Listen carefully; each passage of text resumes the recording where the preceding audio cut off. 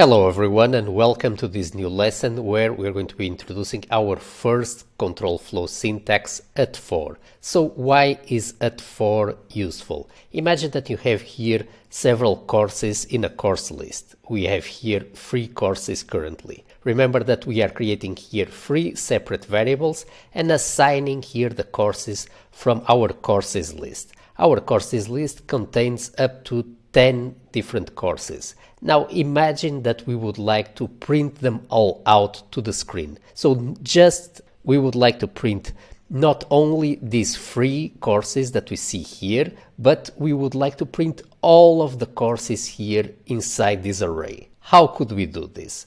Well, ideally, we would do the following. We would be able to create here in our component a list of courses that I'm going to create here via the courses variable, and we would assign it this constant here, which contains a list of up to 10 courses. Now we would like here in our Angular template to be able to iterate through this list. So let's have a look at how can we do this. We're going to switch here to our component, and instead of printing out here the courses one by one, we're going to be removing here this repeated code. And one nice tip, Angular has self-closing tags, so you don't need to repeat here the name of the component in the closing tag. You can close it like this as well. Now let's go ahead and let's loop through our list of courses. For that, we're going to be using here the Angular at4. And we're going to open here parentheses. So you can see this looks a lot like plain JavaScript. Let's create here a variable course of courses. And we are looping here through our array of courses. So if we move this code here inside the for block, this is our loop. So as you can see, it looks a lot like plain JavaScript. It feels very intuitive for JavaScript and TypeScript developers in general. But notice the following. If I hit Command S and I save, we're going to get here an error.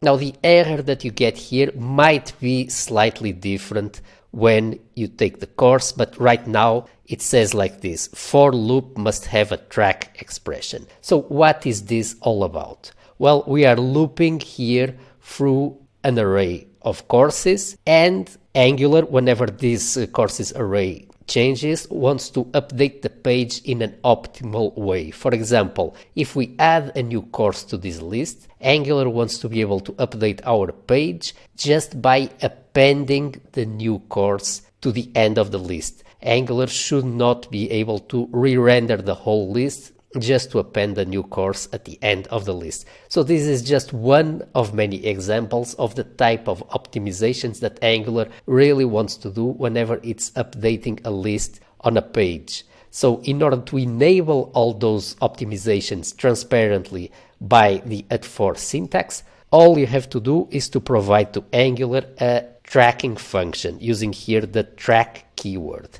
Now you need to provide here a function that uniquely identifies every single element of the list. In the case of our courses list, each course has a unique identifier, so we can use that here in our tracking function. I'm going to talk more about the tracking function in the remainder of the course. Right now, just bear in mind that this is currently mandatory, and this avoids us getting into trouble into certain scenarios where we might not be providing to Angular all the information that it needs in order to update the page in an optimal way. This way, we are uniquely identifying each element, and we are giving at4 the possibility of doing all sorts of optimizations when updating the DOM. So now, as you can see, we have looped here through a list of courses, but we forgot to apply here the course variable. This variable here, which is our looping variable.